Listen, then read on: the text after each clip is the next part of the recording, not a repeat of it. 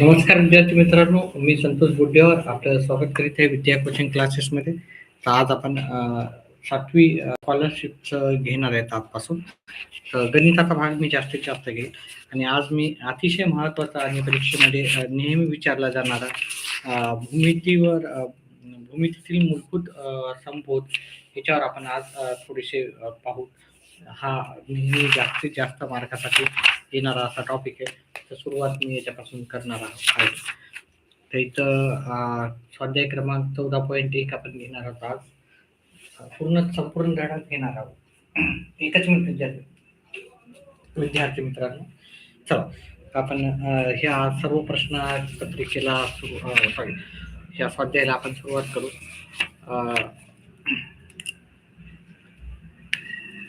इथे आपण मेजर कोन एचं दिलेलं आहे 70 मापाचं. कोन ए दिलेला आहे आपल्याला 70 मापाचा आणि कोन एचा कोणाच्या पूरक कोणाचं माप विचारलं. तर कोन एचं कोटी कोण काय असणार ते पाहू. कोन ए अधिक कोटी कोण जर ह्या दोघांचं जर पाहिलं आपण बेसिक थ्रू जाऊ, म्हणजे तुम्हाला सूत्र वगैरे पाठ करायची जास्त आवश्यकता पडणार नाही. तर कोटी कोण राहतं 90 मापाचं राहतं. कोटी कोणचे माप किती राहते? 90 माप राहते. आणि आपल्याला एचं माप माहिती आहे 70 माप. ठीक आहे. हा कोटी कोण येईल, मग आपला कोटी कोण हे 70 आपण 70 तिकडे नेईल आपण. 90 मधून जर 70 वजा केले तर कोटी कोण आपल्याला 20 आलेला आहे. कोटी कोणाला आपला 20. याला शॉर्टकट ट्रिक पण आहे, पण मी सध्या शॉर्टकट नाही घेऊ. आपण पुन्हा जाऊन आपण शॉर्टकट घेऊ. कोटी कोण 20 आहे आपल्याला. तर आता ह्या कोटी कोणाचा पूरक कोण काढायचा आपल्याला. कोटी कोणाच्या पूरक कोणाचे माप काढायचे. तर मग ह्या कोटी कोणाच्या 20 अधिक पूरक कोण. कोटी कोणाचं माप आहे 20, याचा पूरक कोण पूरक कोण ह्या दोघांचं माप आहे आपल्याला 180. ठीक आहे. पूरक कोणाचं माप 180 असते. कोटी कोणाच्या दोन्ही कोणाचं माप राहते 90. तर हे 20 इकडे जातील, वजाबाकी होतील, म्हणजे 180 वजा जर आपण 20 केले तर आपलं उत्तर येते 160. मग आपलं उत्तर येणार 160. इथं उत्तर 160 पर्याय क्रमांक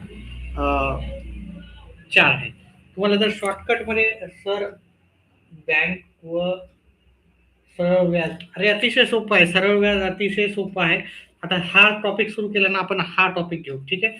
सरळ व्याजावर मी आज एक व्हिडिओ पण बनवलेला आहे.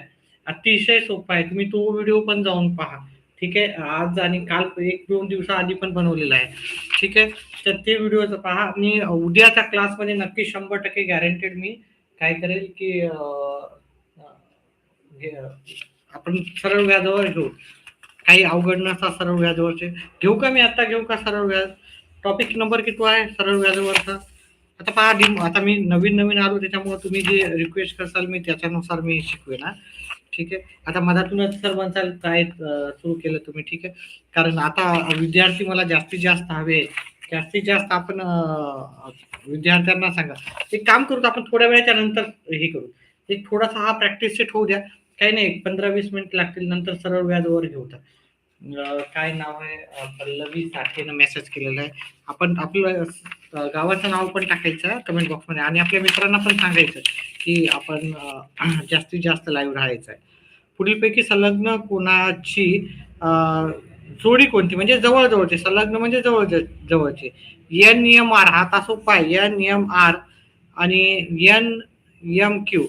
NMQ हे नाही, हा मधातला आहे. ठीक आहे. त्याच्यानंतर NMR आणि SMR हा ही संलग्न कोण आहे, म्हणजे जवळजवळचे कोण आहेत हे. मग ही त्याचं उत्तर आहे. त्याच्यानंतर 63 मापाच्या कोणाच्या कोटी कोणाचे माप किती आहे? फक्त इथं कोटी कोणच विचारलंय. ठीक आहे. पुस्तक तुमच्या सोबत राहू द्या. व्यवस्थित दिसणार नाही, पण लिहिलेलं तुम्हाला व्यवस्थित सर्व दिसेल. 63 माप, 63 अधिक कोटी कोण बरोबर 90 असते. कोटी कोणाच्या मापाची बेरीज 90 असते. मग काय हे 63 तिकडं न्या. 90 वजा 63 उत्तर येईल तुमचं 27. मग कोटी कोण किती येणार तुमचा? कोटी कोणाचं माप आपल्याला 27 येणार. 27 हे पर्याय क्रमांक 2चं उत्तर आहे. त्याच्यानंतर पुढचं आहे हे दोन एकमेकाचे कोटी कोण आहेत. तर आपल्याला त्यांचे प्रत्येकी माप काढायचं आहे. अतिशय सोपा प्रश्नाचं उत्तर आहे इथे पण. ठीक आहे. y वजा 20 अधिक y अधिक 30 ह्या दोघाचा कोटी कोण आहेत. मग ह्या दोघांची बेरीज राहणार 90 अंश. ठीक आहे. 90 अंश हे दोघांची बेरीज राहणार आहे. तर आपण सरळ सरळ काय करायचं, हे y वजा आता बेरीज असल्यामुळं आपण हे डायरेक्ट कंसाच्या बाहेर घ्यायचं. प्लस y अधिक 30 बरोबर 90. ठीक आहे. हे प्लसच्या इकडे जाऊन मायनस होतील, मायनसच्या इकडे जाऊन प्लस होतील. y आणि y झाले 2y. 90 मायनसच्या इकडे जाऊन झाले प्लस, प्लसच्या इकडे जाऊन झाले मायनस. आपल्याला काय करायचं, हे प्लस केले 110 आले, मायनस केले 2y बरोबर आपल्याला आले 80. मग y बरोबर काय येणार, y बरोबर 80 भागिले 2, y बरोबर आले आपले 40. आता y बरोबर 40 आले. मग पहिला कोण आहे y वजा 20. y वजा 20 म्हणजे 40 वजा 20 एक कोणाला 40चा 20 झाला. दुसरा कोण आहे y अधिक 40, y अधिक 30, y अधिक 30 म्हणजे 40 अधिक 30. मग आपलं उत्तर आलं 70. ठीक आहे. मग एका कोणाचं माप आहे 20 आणि दुसऱ्या कोणाचं माप 70 आहे. 20 आणि 70 आपल्याला पर्याय क्रमांक 1 मध्ये उत्तर भेटेल. त्याच्यानंतर पुढचं आहे शून्य कोणाच्या पूरक कोणाचे माप किती. आता शून्य जर एका कोणाचं माप 0 असेल, दुसरा कोण आहे पूरक कोण,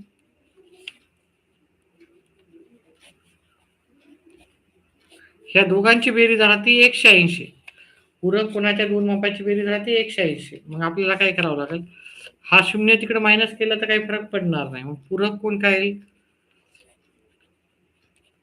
पूरक कोण बरोबर 180 आपल्याला इथं येऊन जाईल. ठीक आहे. व्हिडिओ आवडत असेल तर व्हिडिओला लाईक करा, चॅनलला सबस्क्राईब करा आणि आपले येणारे व्हिडिओ असेच पाहत चला. चला पुढचा प्रश्न घेऊ आपण.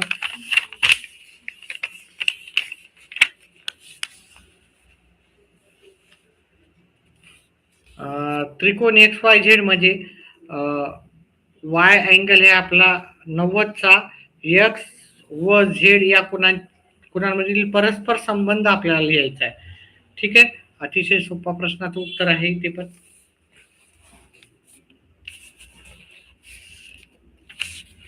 आता आपल्याला माहिती आहे, समजा कोण x कोण y अधिक कोण z त्रिकोणाच्या 3 कोणाच्या मापाची बेरीज राहते 180. मग त्याच्यातलं जर आपण y कोण आहे हा 90चा आहे, कोण z अधिक कोण x 180 हे प्लसचे इकडे जाऊन होतील मायनसचे. कोण x अधिक कोण z जसा तसे राहील.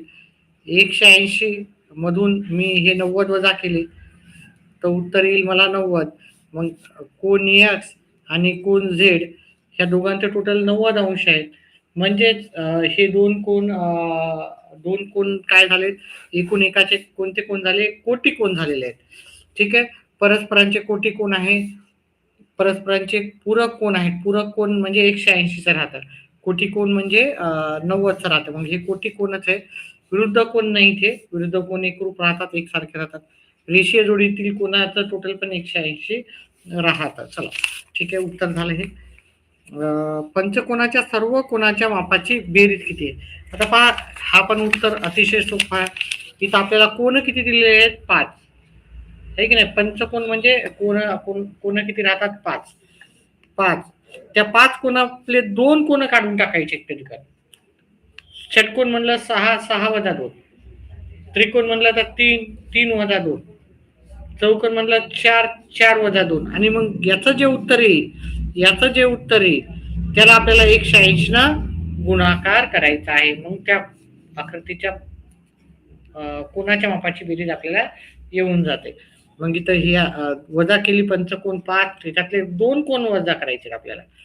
उत्तर येईल 3. 3 गुणिले 180 आपल्याला येणार पंचकोनाच्या मापाची बेरीज 540 असेल. 540 हे पर्याय क्रमांक 1 मध्ये उत्तर आहे. तर पुढचा प्रश्नाचा करूत आपण पुढचा प्रश्न.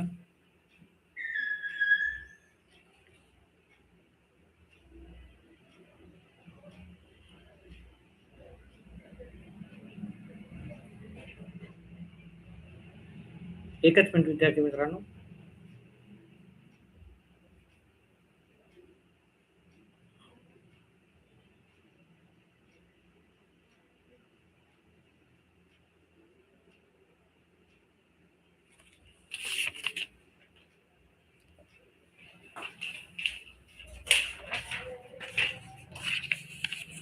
पुढचा प्रश्न आहे आपल्याला पंचकोनाच्या सदस्य झालं.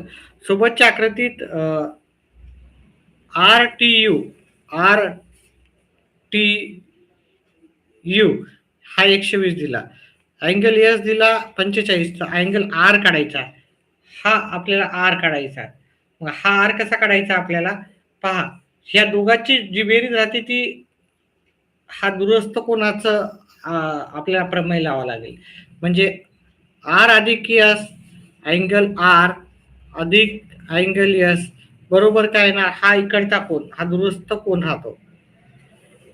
मग हे यस दिलेला आहे आपल्याला 45, अँगल आर माहिती नाही. ठीक आहे, 2 पद्धतीने याला सॉल्व्ह करू शकतो. हे पहिल्या पद्धतीत शॉर्टकट इकडे गेलं मायनस होईल. 120 वजा 45 अँगल आर बरोबर आपल्याला येईल 75 येईल. एक तर ही पद्धत आहे. दुसरी पद्धत मी तुम्हाला सांगतो. तुम्हाला हे एक रेषीय जोडीतील कोण आहे हे 120 असेल तर हे दोघांचं टोटल राहतं 180. ह्या दोघांचं टोटल किती राहतं 180. मग ह्या कोणाचं माप किती येणार हे 180 मधून जर तुम्ही हे 120 वजा केले तर ह्या कोणाचं माप किती येईल 60 माप. याचं किती येईल अंश 60 अंश येईल. ठीक आहे. आता मग याचं 45 आलं, याचं 60 आलं, याचं काढायचं आपल्याला. असं पण काढू शकता.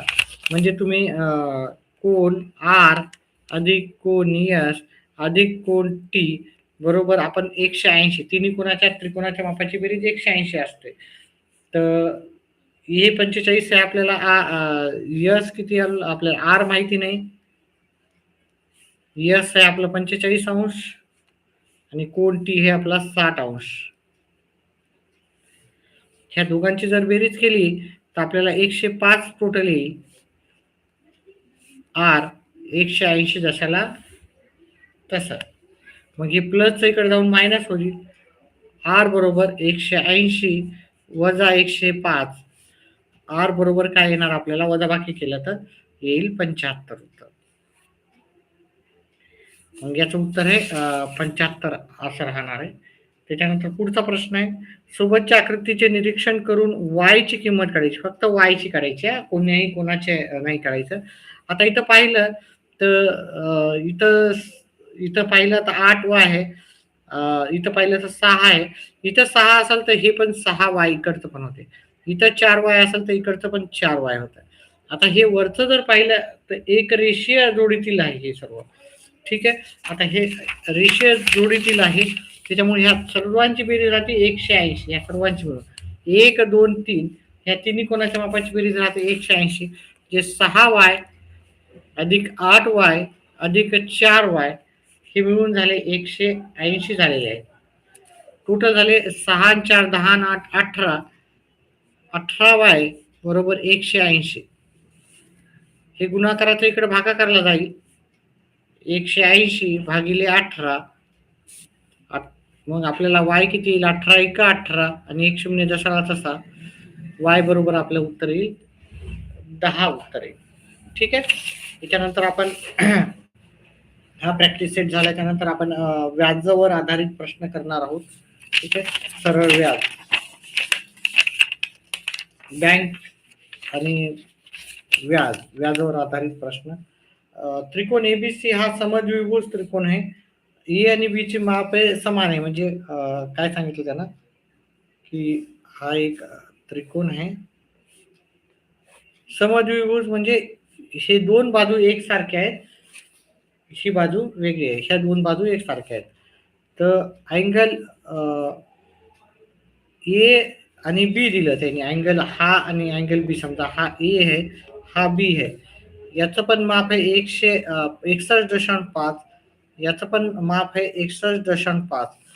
तर अँगल ए सी डीच काढायचं, ए सी ए सी डी, इकडच्या कोणाचं माप काढायचं, इकडच्या बाह्य कोणाचं माप काढायचं.